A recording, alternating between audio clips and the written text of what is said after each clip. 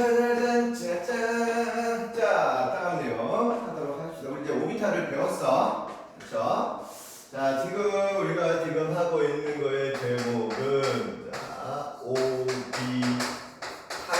오비탈이라는 거였고요. 그래서 S, P, D, F 자, 이런 게 있었습니다. 자, 원자 핵을 중심으로 전자 껍질이 이렇게 자 있다라고 하면은 자 올 수 있는 오비탈은 항상 확인을 한번 해보세요. 그렇죠? 첫 번째는 S 오비탈만, 두 번째는 S랑 P, 그렇죠? 세 번째는 S랑 P랑 D랑, 그렇죠? 네 번째는 S랑 P랑 D랑 F랑 이렇게 올 수 있었습니다. 그다음 그 오비탈 개수를 좀 보시면 여기는 오비탈이 한 개 오는 거죠, 그렇죠? 여기는 오비탈이 4개 오는 건 맞냐? 그렇죠? 왜냐면 P가 X, Y, Z 3개가 있으니까, 그렇죠? 여기에는 9개 오는 건 맞나? 왜냐면 하나, 셋, 5개죠, 그렇죠? 여기에는 그러면 16개 오는 건 맞나요? 왜요? 하나, 셋, 5, 7개니까. 그래서 얘 딱 보시면 1의 제곱, 2의 제곱, 3의 제곱, 4의 제곱 보이시죠? 그래서 껍질마다 올 수 있는 오비탈 개수는 n제곱으로 쓸 수도 있다는 거야. 그래서 지금 내가 이해됐죠? 그래서 지금 해야 되는 게 뭐냐면 자, 전자들이 들어오는 규칙이야. 전자들이 들어오는 규칙. 예를 들어서 원자번호 100번이 있다고 칠게요. 야, 그럼 원자번호 100번이면 전자가 100개 있는 거잖아. 그럼 전자 100개가 그냥 아무 데나 막 우르르 막 이렇게 들어가는 게 아니고 규칙을 갖고 들어간다는 거거든. 맞니? 그래서 이 규칙을 배우면 나머지 것들은 크게 뭐 어렵지는 않습니다. 그래서 전자 배치를 얘기할 때 선생님이 절대 까먹지 말라고 하는 게 있어. 절대 까먹지 마세요. 바로 뭐냐면 오비탈의 에너지 크기입니다. 에너지 준이라는 걸 써요. 에너지 준위. 그래서 오비탈의 에너지 준위는 수소냐 수소가 아니냐. 그래서 수소냐 전자가 여러 개인 애들이냐 다전자 원자이냐에 따라서 오비탈의 에너지 크기가 달라집니다. 그러면 우리가 수소인 경우는 저번 시간에 그 껍질로서 에너지 크기를 결정을 했거든요. 그래서 얘네는 전자가 하나여서 오비탈은 그냥 껍질하고만 관련이 있어. 오케이? 그래서 1S보다는 2S의 에너지가 큰 건 맞아. 여기서 멀어질수록 에너지가 증가하잖아. 그래서 1S보다는 2S가 큽니다. 그러면 2P랑 2S의 에너지는 어떨까? 이때는 같아요. 전자가 하나뿐이 없을 때는 S 오더, 그러니까 똑같은 껍질이라면 S나 P나 에너지가 같아요.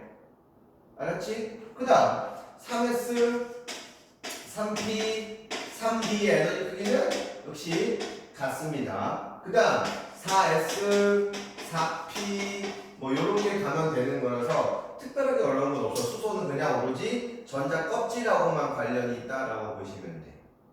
어려운 건 아니니까 이해할 수 있을 것 같아요. 자, 그 다음 이 다전자 원자 상황이 다르단 말이야. 왜냐면 전자 사이에 반발력도 있고. 원래 좀 이를 잠깐만 해줄게요. 원래 이게 진짜 원래 어려운 내용이 뭐냐면 예를 들어서 이게 이제 전자라고 한번 해볼게. 이 전자가 원자의 주위를 우리가 보통 움직이고 있다라고 얘기를 하죠. 일종의 공정 같은 걸 하고 있다고 우리가 알고 있어. 그러면 공정 같은 걸 할 때 얘가 자전 같은 것도 하고요. 오케이? 또 얘가 진동 같은 것도 해. 그러면 자 여기 원자핵이 이렇게 있고 전자들이 진동하면서 공전, 회전 이런 걸 하는데 그 방향이 다 달라. 어떤 애들은 진동을 그래서 이렇게 진동하는 애도 있고 어떤 애들은 이렇게 진동하는 애도 있고 어떤 애들은 이렇게 진동하는 애도 있고 가지고 이게 파동의 성질까지 들어가게 되면 이게 진짜 어려워지는 거예요. 그래서 양자역학으로 넘어가서 나중에 전공을 하게 되면 그때 배우는 거라서 우리는 기본적인 내용 전자가 여러 개일 때는 오비탈도 에너지 크기가 다 다르다는 거예요. 그래서 일단은 제일 아래쪽에 있는 S오비탈의 에너지가 작거든요. 그래서 1S보다는 2S가 에너지가 커. 그럼 P오비탈은 에너지가 어떠냐면 얘도 에너지가 더 크다는 거야. 알겠니? 이해되죠? 그 다음 뭐가 될까? 3S, 그 다음은 3P, 그 다음 뭐가 될까? 3D가 와야지. 그런데 이 사이의 거리가 아니잖아. 점점 좁아지잖아. 그러다 보니까 바깥쪽에 있는 애들이 진동을 뭐 이렇게 넣지 이렇게. 그래 버리면 더 안쪽으로 들어올 수도 있어. 진동하는 공간에. 그래서 3P 다음에 3D가 와야 되는데 4S보다 3D의 에너지가 더 큰 예외가 존재를 하는 거예요. 요 예외 잘 봐도 화학에서는 기본적인 내용도 중요하지만 예외 찾는 것도 문제가 되게 많이 나옵니다. 알겠죠? 3D 다음에 뭘까 그러면 4P가 되겠죠? 그렇죠? 4P 그 다음 뭐가 될까? 안 배우지만 해보자 한번. 뭐가 될까? 4D야? 아니 5S 이렇게 오기 때문에 이 뒤쪽은 사실 뭐 필요가 없어. 왜냐면 원자번호 20번까지 해도 대부분 다 끝나거든요. 그래서 중요한 거는 여기 부분 잘 봐주세요. 여기 에너지의 역전 현상이 나온다는 거 절대 까먹으시면 아니 됩니다. 질문. 그래서 자 전자 배치를 하기 위해서 오비탈의 에너지 크기를 배웠고 그 전자 배치 규칙 세 가지를 배울 거예요. 첫 번째 싸움의 원리라는 게 있어. 싸움의 원리. 자, 원자번호 100번이 딱 칠게. 어떤 건지 몰라요. 그럼 수도 아닐 거고. 그럼 이제 다전자 원자일 건데, 그러면 원자번호 100번이니까 전자 100개가 와르르 막 들어가는 게 아니라 세 가지 규칙을 지킨대. 첫 번째 규칙이 뭐냐면 싸움의 원리. 에너지가 큰 데부터가 아니라 에너지가 작은 데부터 차곡차곡 채워 들어간다는 뜻이야. 표현 이해되죠? 그래서 얘는 싸움의 원리가 뭡니까? 에너지 작은 순서로 먼저 채워 들어간다. 이런 내용이에요. 어렵지 않죠? 두 번째, 파울리라는 사람의 파울리의 베타 원리라는 게 있어. 파울리가 사람 이름이에요. 사람인데 이 사람은 항상 어디 갈 때 비행기 안 타. 맨날 배만 타. 이럴 줄 몰랐네. 미안하다고 했잖아. 미안했잖아. 사과를 했으면 사람들이 말이야. 받아주는 어쨌건 자 파울리. 미안해. 알았지? 파울리의 베타 원리. 자, 첫 번째. 한 오비탈에는 아까 전자 몇 개 들어가느냐? 아까 한 오비탈마다 전자 몇 개까지 들어갈 수 있어? 두 개. 그렇죠? 그래서 얘는 한 개 오비탈마다 한 개 오비탈에 전자는 최대 2개까지 들어간다 라고 얘기해요. 2개가가 아니라 2개까지 들어간다. 뭐 전자가 없으면 못 들어가지 뭐. 2개까지 들어간다라는 거고. 그 다음 뭐냐면 걔네는 스핀 방향이 반대여야 돼. 우리가 이제 기본 개념만이었으면 스핀 방향에 대해서 막 설명을 할 텐데 간단히 얘기를 하면 스핀 방향이 같아져 버리면 뭐 쉽게 얘기할게. 원래 전기가 흐르는 거는 전자가 움직이는 거잖아. 그 만약에 원자번호 100번이야. 100개의 전자가 다 한 방향으로 회전을 한다? 그러면 전기 생길 수도 있어. 그래서 나는 상쇄시키는 방향으로 반대로 간다는 생각 해주세요. 그래서 스핀 방향이 반대로 움직여야 된다. 이게 파울리의 베타 원리예요. 오케이. 세 번째 규칙은 뭐냐면 사람 이름도 중요해. 세 번째 규칙은 자 훈트 규칙이라는 거야. 훈트 규칙은 이렇게 얘기하거든요. 최대한 홀전자 개수를 많이 만들어 주세요라는 거거든요. 뭐 예를 들어볼게. 만약에 여기 PX, PY, PZ라는 오비탈이 있다고 칠게요. 자 최대한 몇 개 들어간다고? 2개 들어간다. 그래서 이름이 일종의 방처럼 표시를 많이 해요. 여기 방이 3개가 이렇게 있는 거야. 첫 번째 전자가 옵니다. 잠깐만. 이게 혹시 P 오비탈도 X, Y, G는 당연히 에너지 크기가 같아요. 그렇죠? 같은 오비탈 형태에서 방향성에서는 에너지 크기가 없어. 그래서 PX나 PY나 P, Z는 에너지 크기가 같다는 건 이건 좀 알아두시고 다시요. 전자가 하나 왔어. 와가지고 세 개의 지금 방이 있다. 그러면 에너지가 작은 데부터 들어가야 되는데 보니까 에너지가 똑같네. 이럴 때는 전자가 어디로 들어갈까? 내 맘대로 아무 데나 들어가는 거야. 알았죠? 나는 여기 먼저 여기 들어올래. 그래서 전자를 보통 표시할 때는 이렇게 화살표 방향으로 많이 표시를 해요. 이 스핀 방향을 여기 쓰기 위해서 뭐 위, 아래 이런 식으로 많이 표시를 하죠. 그렇지? 그렇지? 이해되고 있냐? 그러니까 여기 파트가 저하면 되게 어려워하니까 선생님이 이게 지금 처신하고 있다는 거 느껴져? 그렇죠? 자, 아무튼 첫 번째 전자가 여기 왔어. 그럼 두 번째 전자는 형태가 어디로 가냐? 아래? 여기로는 절대 안 들어가. 알았어? 그럼 X가 Y가 그거 상관없어. 그거 상관없어. 오케이? X, Y, Z는 거리도 똑같아. 그래서 두 번째 전자는 뭐 Y로 와. 이렇게 혼자 있는 전자를 최대한 늘린다는 게 푼트기 취기예요. 알았니? 그다음 세 번째는 어디로 올까? 이때 무조건 X로 와야 돼. 이렇게. 알았냐? 네 번째 전자 어디로 갈까? 이제 또 무작위야. 나는 왜는 여기로 갈래? 이렇게 하신다는 겁니다. 그러면 어떤 원자가 만약에 뭐 앞에 모르겠고 이렇게 있다라고 하면 혼자 있는 전자는 몇 개가 되는 거야? 두 개가 되는 거지. 그래서 우리가 매번 얘기하는 것 중에서 이제 뭐가 나오냐면 예를 들어서 자, 지금 이주기 원소 한번 생각을 한번 해볼게. 머리 빨리 돌려야 돼요. 자, 이주기 원소 리, 배, 붕, 탄, 질, 산, 풀, 네 한번 생각을 해보자. 자, 리튬 원자 번호 3번이죠. 3, 4, 5, 6, 7, 8, 9, 10입니다. 그러면 리튬은 1S에 2개, 2S에 하나 맞아? 리튬은 좀 생각해야 돼요. 1S에 전자 2개 들어가고 그 다음에 2S에 하나 들어가는 건 맞죠? 그럼 홀수가 몇 개 있는 거야? 예? 하나 있는 거 맞습니까? 홀수가 맞아? 그 다음 베릴륨은 홀수 몇 개일까? 전자 4개잖아. 그럼 1S에 지금 이해되고 있어? 1S에 2개 들어가고 그 다음에 2S에 2개 들어가는 거니까 홀수가 몇 개야? 0이야 0. 맞냐? 그러면 중소는 전자 홀수가 몇 개야? 1개. 탄소는 2개. 그게 따라오고 있어? 질소는 3개. 산소는 4개야? 아니지? 2개. 플로린 하나. 네온 제로야.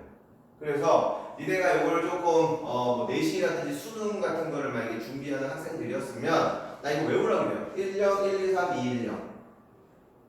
오케이? 그래서 2주기 원소 이렇게 되고요. 3주기 원소 나, 마, 알, 규, 인, 황, 염, 아. 얘도 마찬가지로 뭐가 있냐면 어쨌건 최외과 전자 배치는 같은 적은 똑같잖아. 그래서 얘도 마찬가지가 몇 개냐면 1령, 1, 2, 3, 2, 1령 요 순서로 가기 때문에 2, 3주기 원소들의 홀수자 수는 다 외울 수가 있다는 거예요. 어렵지 않지? 여러분 이해됩니까? 질문. 이해됐어? 네, 이해됐고? 오케이. 그 다음.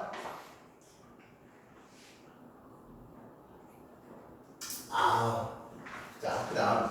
예를 한번 들어볼게요. 자, for example. 이미 질소 한번 원자 한번 확인해 볼게. 자, 질소 원자 번호 7번입니다. 전자 배치를 표시를 할 때 얘는 전자 7개잖아. 그래서 오비탈을 1s, 뭐 2s, 2px, 2py, 2pz만 한번 보고 3일까지. 자, 한다고? 3에서 나오나? 영상이. 까지 나오네. 자, 한다고 합시다. 그러면 전자가 어떻게 채워 들어가냐면 먼저 하나, 둘, 셋, 넷, 다섯, 여섯, 일곱 이렇게 가면 되는 거야. 이게 가장 정상적인 전자 배치가 되는 거죠. 우린 이거를 무슨 상태라고 부르냐?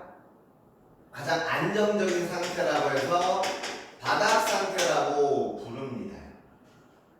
알겠지? 그러면 예를 들어서 하나, 둘, 셋, 넷, 다섯, 여섯, 일곱. 이거 가능 불가능? 가능. 선생님 이거 안 되는데요? 이거는 에너지를 넣어서 여기 있는 전자를 여기로 뺀 거야. 전이시킨 거야. 그럼 이거는 정상적인 원자는 맞지만 안정한 상태는 아니죠. 그럼 뭐라고 부를까? 들뜬 상태라고 부르는 거야. 얘를 우리가 뭐라고 부른다? 들뜬 상태라고 부른다. 알겠니? 현주가? 그 다음 다시 한번. 하나, 둘, 셋, 넷, 다섯, 여섯, 일곱.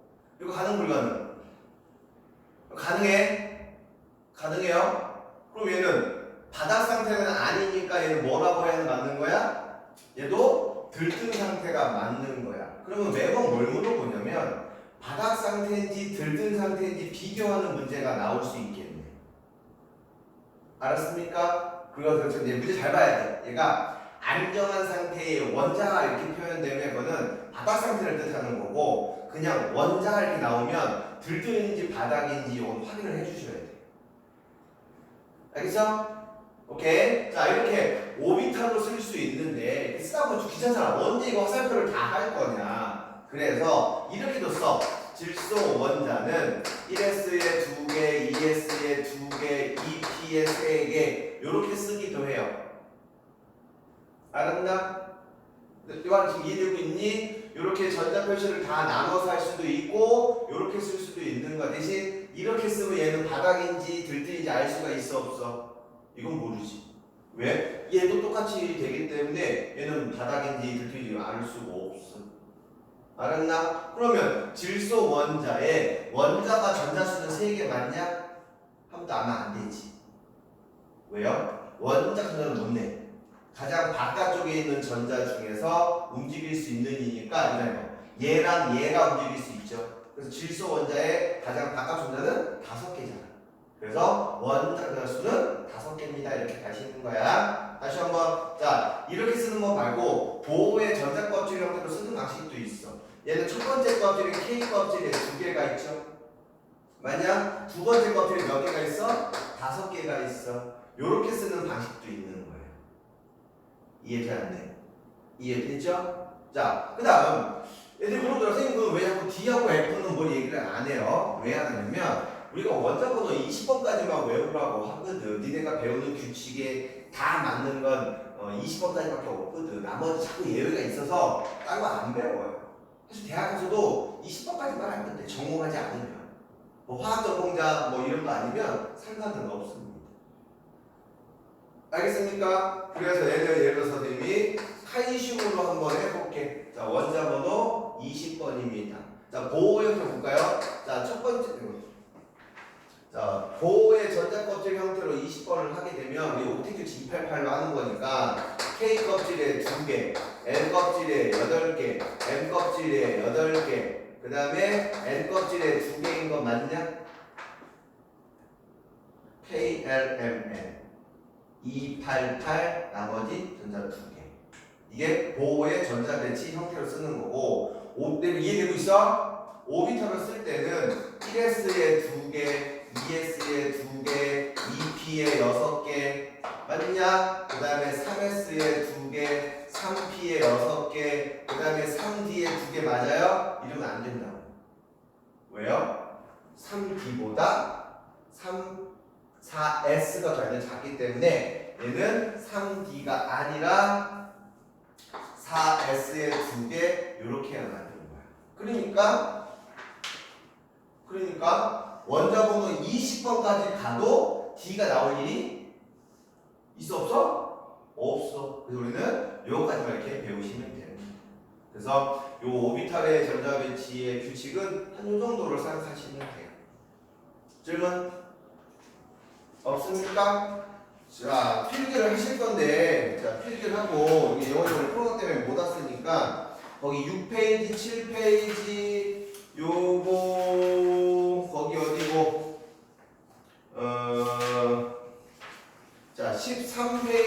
여기까지 예원이는 하시고 잠깐만 거기 20페이지까지 일단 다 하고 예원이 너 영상을 보시면 되고 나머지는 다시 정리하고 좀 얘기할게. 알겠죠? 자, 필기